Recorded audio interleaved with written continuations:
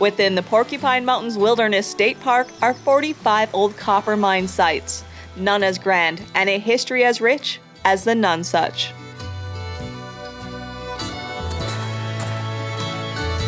The story of the Nonesuch Mine begins here. Today, the water cascading over sandstone rocks on the Little Iron River is called Nonesuch Falls. It was the winter of 1865-66. The UP copper rush began 20 years earlier. Copper companies were looking for their next fortune. Explorers were combing the forests and rivers looking for signs of the red metal. A man named Ed Less, also known as Frank Cadeau in other historical accounts, discovered a vein of copper-bearing rock at the base of the waterfall that would change the course of copper mining history here in the UP. It's said he sold his interest and the coordinates of the copper to a group of Ontonagon men for a few groceries, a barrel of pork, and flour. These Ontonagon men bought the land from the U.S. government and formed the Nonesuch Mining Company in 1867.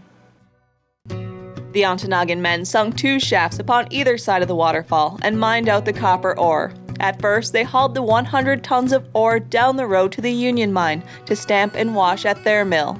That produced about 2 tons of copper, successful enough to build a water-powered mill with a bank of Cornish stamps at the Nonesuch site. They constructed a dam upriver to furnish power for the stamp mill, and 2 more shafts were sunk. The next few years seen little profit from the mine, and the company sought new investors. In 1875, the original incorporators of Nonesuch issued an additional 20,000 shares of stock. The Wades of Cleveland, who already held some stock in the company, purchased all the additional shares and became the sole owners of the mine. These were the first 2 companies at Nonesuch. Over the span of 48 years, a total of 5 companies would construct and operate mills at this site. Of those 48 years, only 20 were operational, and copper production was limited to only 11 years. And for only a brief period did the mine ever see a profit. This 7-foot-wide copper deposit was like none other miners had seen before, hence the name Nonesuch. The pure native copper wasn't in large masses, but in the form of very thin flakes and grains scattered throughout the sandstone rock that proved, time and time again, to be nearly impossible to extract, and the copper washed away with the waste sand. Numerous books and research have been done about the Nonesuch mine. The history is interpreted using the actual site ruins, newspaper articles, photographs, and drawings. The best tool we have to interpret the site is a sketch drawn by Agnes Hathaway, a mining captain's daughter, in 1884. We're in this area here where the bigger part of the community was at. We have the schoolhouse, we have the different buildings from the different stores, different things like that. All of these pieces were here. And if you look really hard, you can start to notice other things in the drawing as well, like women and children walking around, so we knew that there was families here. You can see she did kind of a layout of what the mine was like, where the dam was at, all of these things, and she drew it from a perspective that's pretty much up in the sky that way, and there's nothing over there. So she had to use her creative ability to actually figure out where these things were at and drew them from memory and how she thinks they would lay out. But this is the best tool that we have to kind of figure out this area and what we have.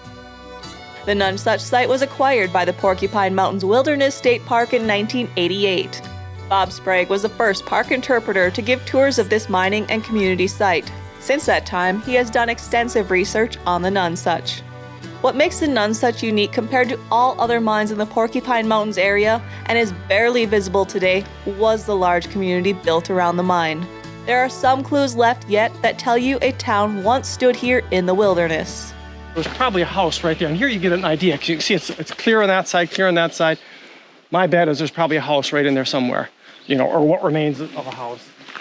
Beginning of the block, we'd be like this first house right here. In the spring, when the snow was fresh off the ground, you could outline the foundation. And these weren't on stone foundations. This was pretty primitive. They built it pretty much, the bottom of the house would rest right on the ground. So people would look around, and what are they looking for here as clues? Well, there's the apple tree right there. That's not a native thing. There's the sweet williams. And back in the day, back in the copper mining era, sweet williams, hollyhocks, things like that, those were very traditional plantings to have around a house. And they'll persist. I mean, those things were planted who knows how long ago, but they'll persist after this has happened to the town. The only thing out here at Nonesuch that you would recognize as a wooden building is right in here. Here you can see the log and then just the outer wall of shiplap. The mining companies preferred married men because they were a more stable workforce. And they would actually recruit married men because single guys, they could come work a place like this. One day they don't like the way the smoke is coming out of the chimney, or somebody else, is offering a little more money, another mine, they're out of here. There's nothing to keep them. If you've got a family to provide for, you have an incentive to stay here, just keep plugging away, keep working, feed your family. In a lot of cases, the houses, went to married men first. And you had an incentive to keep working because that was the roof over your head as well as your paycheck. Bob Sprague's work has been passed down in new generations of park interpreters. Today, the current park interpreter is Katie Urban, who helps us imagine what this industrial mine site was like 150 years ago and takes us through the history. So my name is Katie Urban. I'm the interpreter here at the Porcupine Mountains Wilderness State Park. And today we're going to be going on the tour of the Nonesuch area. Now, as you're walking through this site, you're gonna be seeing buildings and structures and rocks and all these cool ruins all throughout hidden in the woods. This is something that's taken years and years to build. So this is an effect of multiple companies. So not one company came in and built all of these things, and that's what you're seeing today. We don't know exactly what was from what people, but we do know the general function of each building and each structure.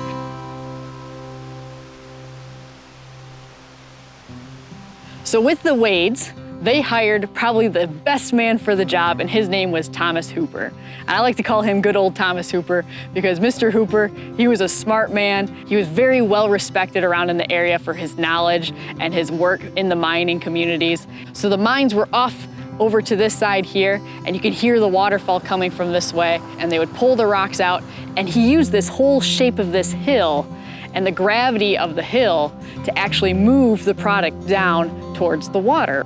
So as it would be hoisted up here, and the hoist house is above here, the rock was put in through this area off to this side of the trail, stashed here, and then the rock would be processed as it moved down the hill.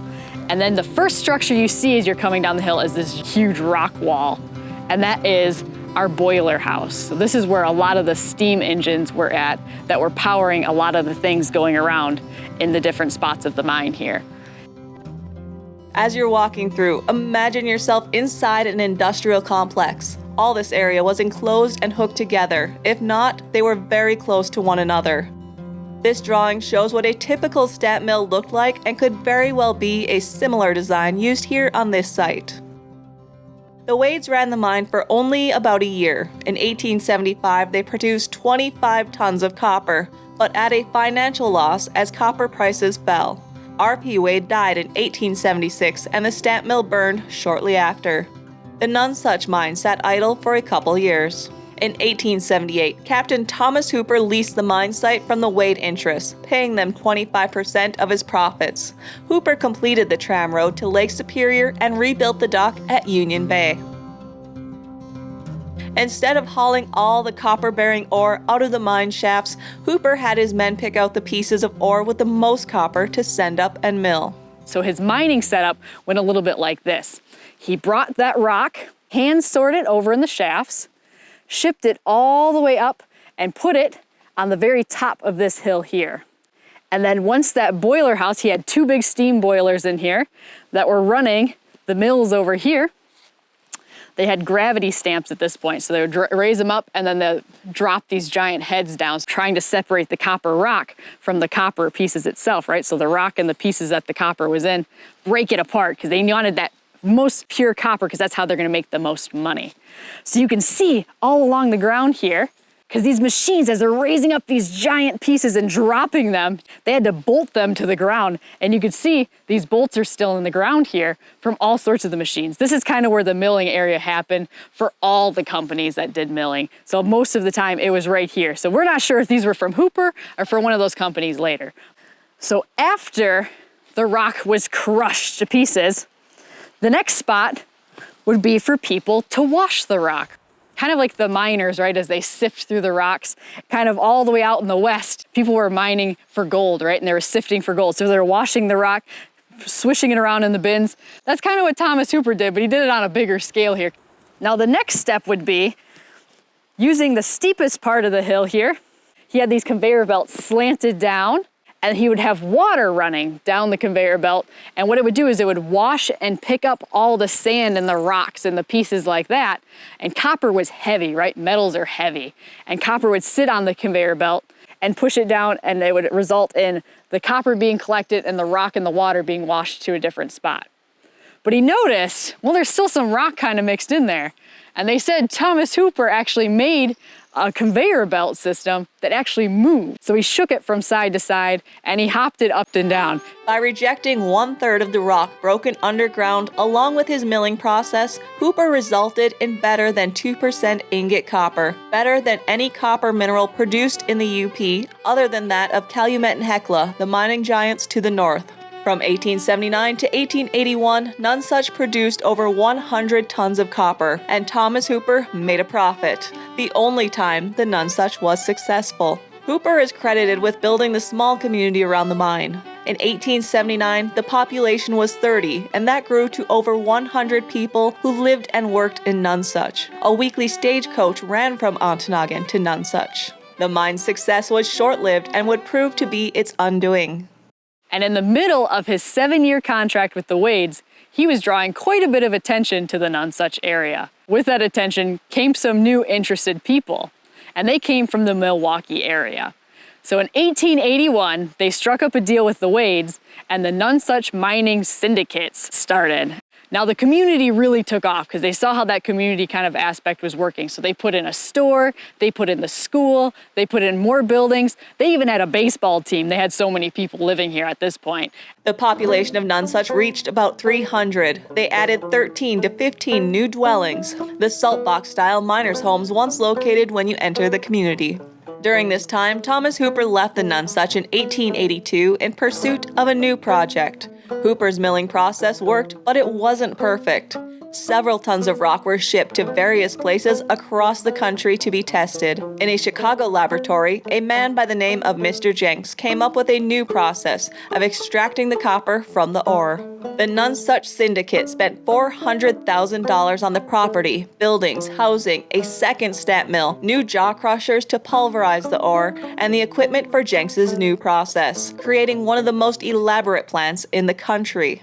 Now everybody that comes down here thinks this is gotta be one of the mine shafts, right? But if you peek in there, this huge mine is actually not a mine at all. It's a huge oven. They built this rocks all the way around to be an oven that concentrates the heat and comes out, and they had a big drum or barrel that they had mounted out here.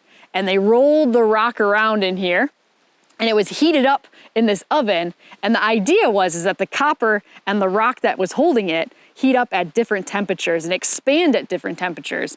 And heating it up would break it up even more. So when it came out of this area, it can be ready for the next process, part of that process that Jenks, the chemist, came up with from Chicago. So the rock was sent back up the hill, and it went down into these chemical tanks, and they used all these different chemicals to kind of dissolve everything. Now they called this stuff, as they dissolved the nice fine copper rock powder, they called it a slime. And then, and I know you're just staring at this beautiful shaft looking mine cave, which actually turned out to be an oven, directly across from that, you'll start seeing all these weird little holes in the ground.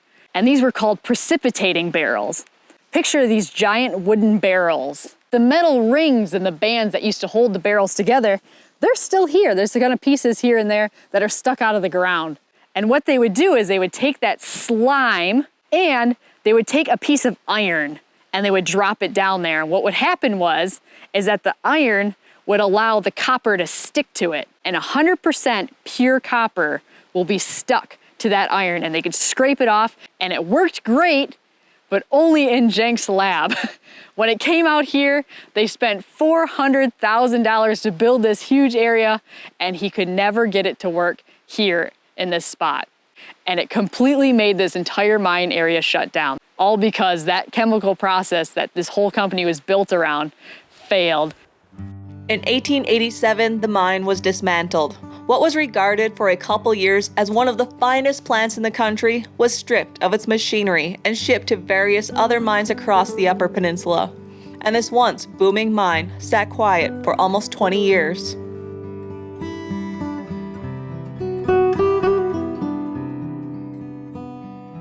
So one of the last rock structures that are left behind is going to be something left over from the hoist house. But it did house a lot of other purposes too. This is also the same area where the blacksmiths would be set up, where the carpenters would be set up, and they're running and fixing and repairing and making new things that the miners needed all the time. And so very cool structure.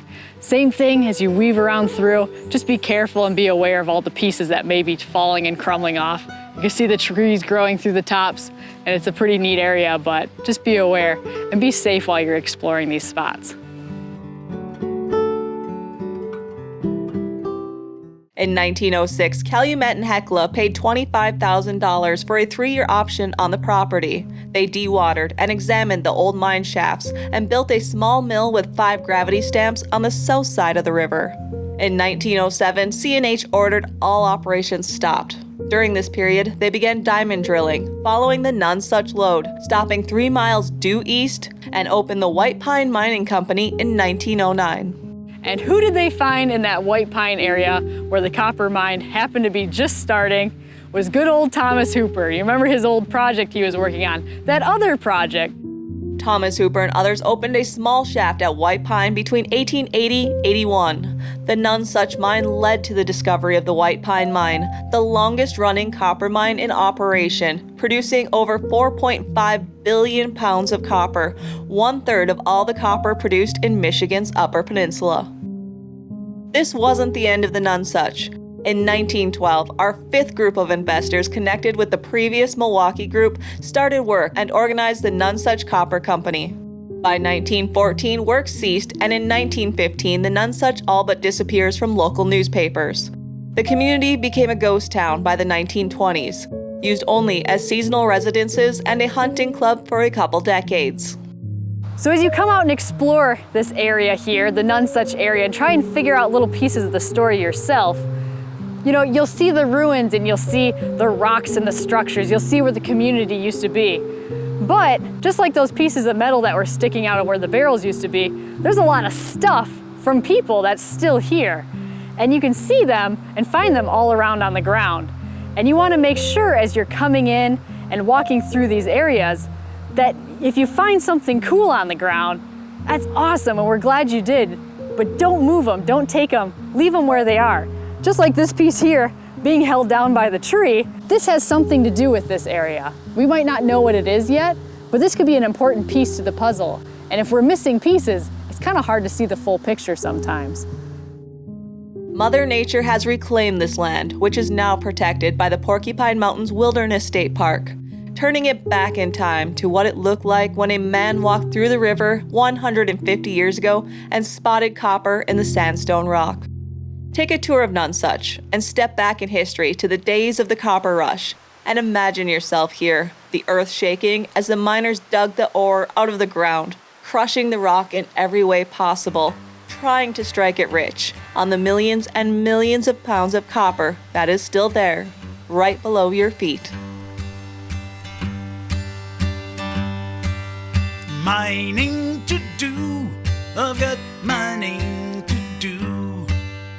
Lower me down for that copper in the ground. And when my shift ends, send the good crew to pull me up again. But now, lower me down. I'm contract bound. Lower me down. I've got mining to do. 7,000 years, the ancient people dug here, taking from the ground the red metal that they found.